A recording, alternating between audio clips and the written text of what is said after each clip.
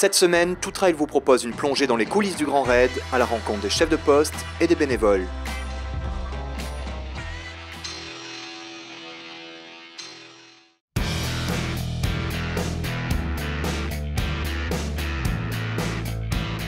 Du haut du volcan au plus profond des cirques, toujours positionnés à des endroits stratégiques, les postes de ravitaillement du Grand Raid jalonnent les parcours des 3 courses.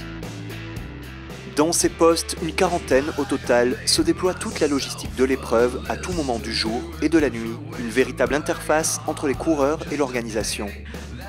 Et ce sont les bénévoles qui font vivre ces postes de ravitaillement. Ils sont près de 1500 à œuvrer pour que tout se passe dans les meilleures conditions possibles.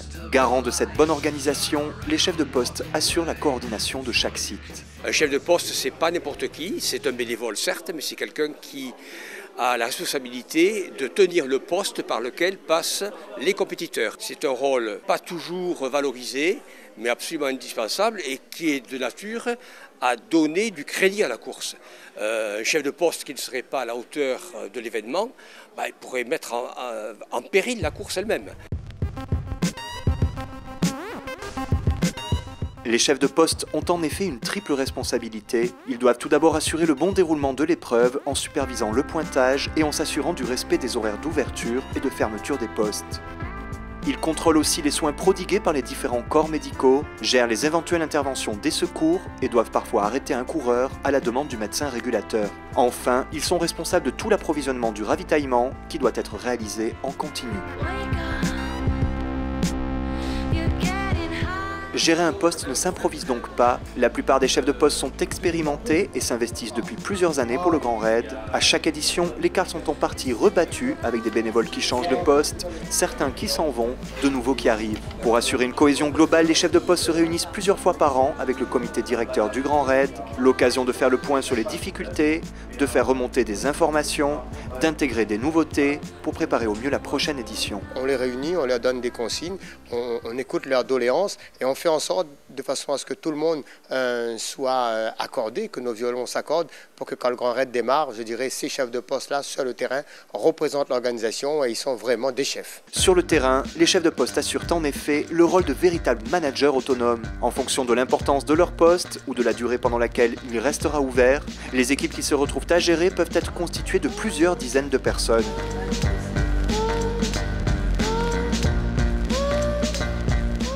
Avec le stress, la fatigue qui s'accumule sur des postes qui restent ouverts parfois plus de 48 heures, comme au Colorado, mieux vaut que cette équipe soit donc la plus soudée possible. C'est pourquoi le comité directeur laisse une totale autonomie aux chefs de poste pour recruter leurs collaborateurs. C'est essentiellement des amis en fait, donc c'est super pratique. Donc on se connaît depuis de nombreuses années et on n'a pas de difficulté particulière à exercer. En fonction de la localisation géographique des postes, les locaux peuvent aussi être impliqués. Sur 60, on retrouve quand même une cinquantaine de Silaotiens, oui, ils s'engagent et ils aiment ça en fait. C'est les anciens qui sont là depuis, on va dire, depuis le commencement.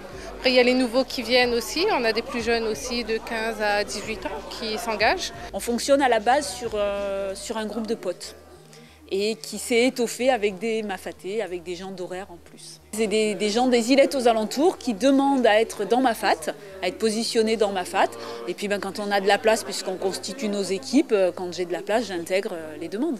Qu'ils passent à toute vitesse comme les premiers ou qu'ils s'installent pendant de longues minutes, qu'ils aient besoin de remplir leur gourde, de manger un repas chaud ou de soins, qu'ils soient seuls ou en groupe, les coureurs doivent être accueillis du mieux possible sur les postes de ravitaillement. Les postes sont comme de petits havres de paix où un instant, les coureurs oublient le chrono pour penser à eux, se ressourcer, reprendre des forces, mais aussi et surtout bénéficier de chaleur humaine, de soutien. Que serait ainsi la course sans cette énergie, ce réconfort que chacun des bénévoles apporte par ses sourires, ses applaudissements.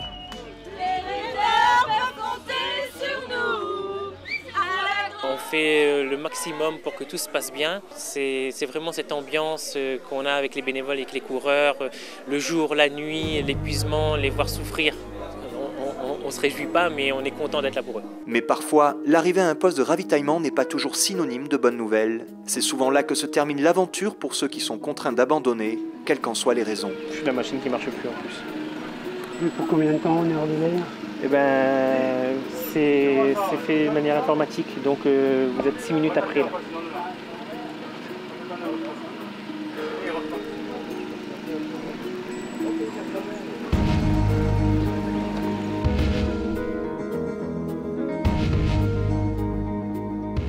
C'est sûr que la personne qui arrive juste après l'arrêt du chrono, c'est toujours délicat quand il n'y a que quelques minutes, mais voilà, c'est le règlement.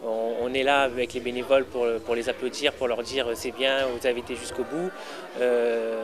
On les soutient, mais on est conditionné, on sait faire.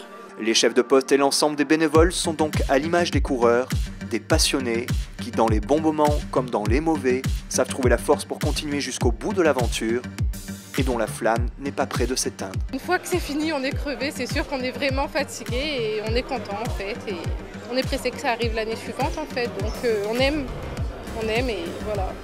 J'arrive pas à décrocher en fait, hein. C'est comme ça. On ne peut pas s'empêcher d'y retourner. C'est un virus. Une fois qu'on l'a attrapé, on s'en sépare plus.